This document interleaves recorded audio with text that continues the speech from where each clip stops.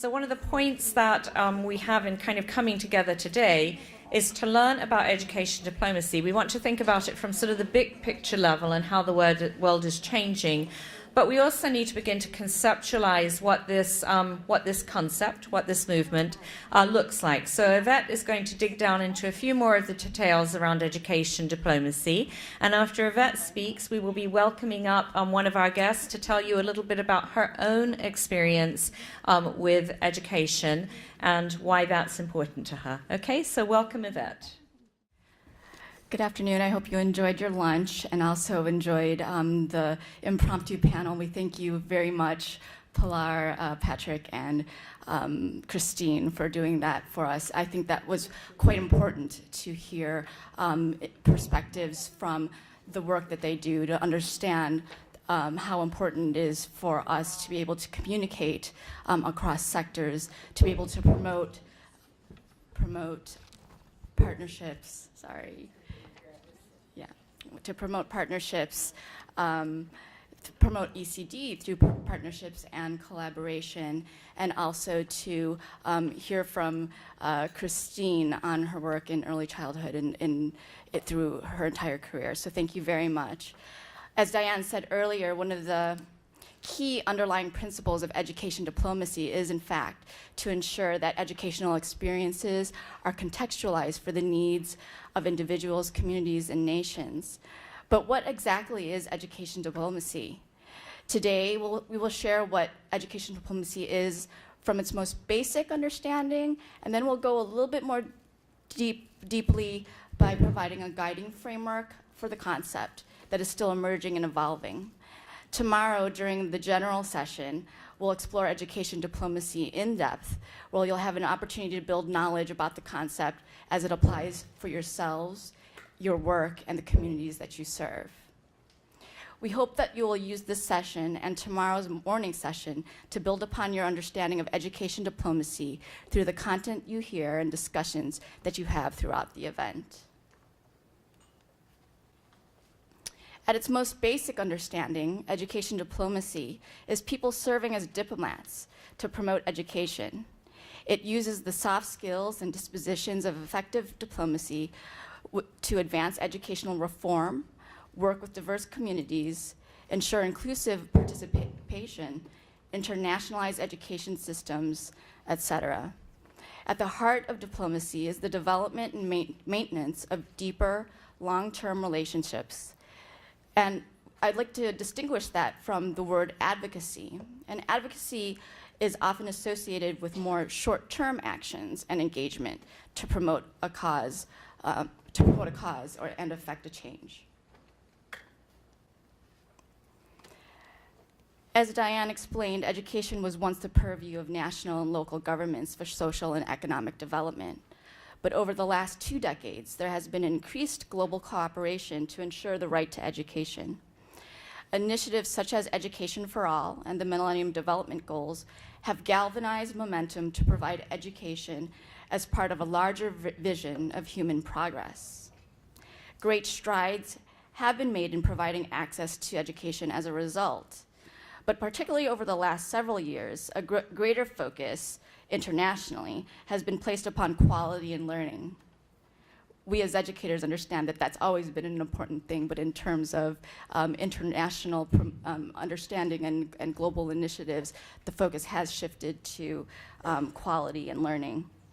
For example, last year, a global framework to measure learning was proposed by the Learning Metrics Task Force to address those children who have not been able to complete the full primary school cycle, and the 250 million primary school-age children that do not have basic literacy and math skills even after attending school for 4 years. Another example is the Program for International Student Assessment, which is better known as PISA. It's another example of a cooperative tool that's being used to measure the quality of education and quality of education systems. Global initiatives such as these are part of the new global governance of education that Diane was talking about earlier. International education agendas and initiatives have a direct impact on national and local education systems. Education diplomacy allows one to effectively navigate the interplay between priorities, policies, practices, financing, and trends in the global, national, and local levels.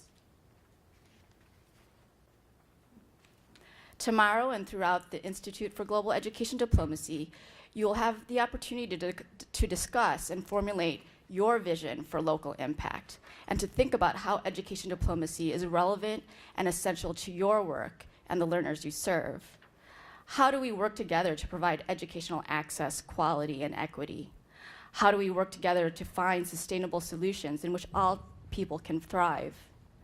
On Saturday, you'll hear from Susan Santone of Creative Change, who will explore education and sustainability as a way to promote well-being and resilience of communities and to ensure fulfilling livelihoods. Carrie earlier had mentioned several stories about how ACI members and our broader community have been working through education diplomacy to advance education. We have heard in formal and informal discussions as well about how education diplomacy has resonated with others to address local needs. For example, primary school teachers here in the US have approached us and said, you know, we would really like to know more about education diplomacy and be trained in its competencies as we work with English language learners and as they work with their diverse communities. I had the opportunity this past fall to go to Budapest, Hungary for the International Step by Step Association Conference. And they had a really interesting strand called Comprehensive Approaches to Early Childhood Services and Systems. And through this strand, the attendees, who were mostly early childhood practitioners from the region, explored the need for integration and cooperation of services across sectors and ways to work at different governing levels to promote policies that ensure access, quality, and equity in early childhood services. But an important question that arose from those discussions was, how do we work in this way? How do we actually achieve what we're saying we need to be doing? How do we prepare ECD practitioners to work across sectors and at different levels to positively impact the well-being and learning of children? And it became clear that education diplomacy has the potential to fill this gap in order to make happen what we understand needs to happen. So what is education diplomacy and what do education diplomats do? In developing the education diplomacy concept, and we saw earlier how many of you have been with us in this journey and was with us at the very first institute and also the second institute in 2013, it was identified that there are basic requisites for diplomatic interaction as a means to navigate that interplay between the international, national, and local levels, and to bridge international targets and goals with local goals and needs. Education diplomats require basic knowledge of global trends, campaigns and initiatives, critical issues, and current affairs directly and indirectly impacting education. They also require diplomatic skills, a few of which are mentioned here, such as negotiation, mediation, and appreciative inquiry, and cross-cultural communication, as well as dispositions such as reflective insight, intellectual flexibility, patience, empathy, and listening. Education diplomacy is a responsive approach to the rapidly changing education environment and therefore requires continuous assessment of the global and educational environment and therefore improvement as education diplomats upon the core competencies.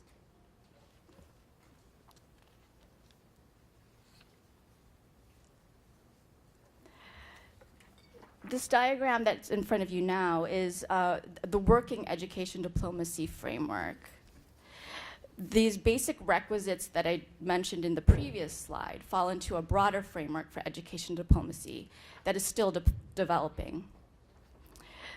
Ultimately, the visionary impact is the education environment to transform education for a better future for all through access, equity, and quality education and sustainability. So you see that there in the bottom. Here you will see the depth of the concept through 3 layers of competencies. Education diplomacy is grounded in the foundational domains for global education engagement with fundamental knowledge of human rights, international education policy, international development, and international relations. The next layer contains the essential elements of strong education diplomacy approaches and practices for transformation. These include systems theories, which we'll look at in a minute with a little bit more depth in the next slide. Collaborative action. What types of partnerships should we be developing? How do we engage in inclusive participation? And how do we build capacity among communities? Knowledge engagement, which encompasses not only the creation of knowledge through collaborative ways, but also the transfer of that knowledge and engagement with others. Also change management. What strategies should be used to respond, adjust, and innovate in a dynamic global and educational environment? And education development. The pedagogical approaches, teaching and learning practices, innovation, and community-based research and action research that are used in practice. And then we also have global ethics, which explores the ways in which educational advancement is guided by universal values. Global ethics provides the foundation for how we work in and with diverse communities and provides a means for reflection in how we work with others, how we assess our value judgments, and what education services are appropriate. And finally, sustainable solutions. These are approaches for lasting outcomes that may include shared leadership, developing social capital, inclusive participation, empowerment, and accountability, as well as social mobility.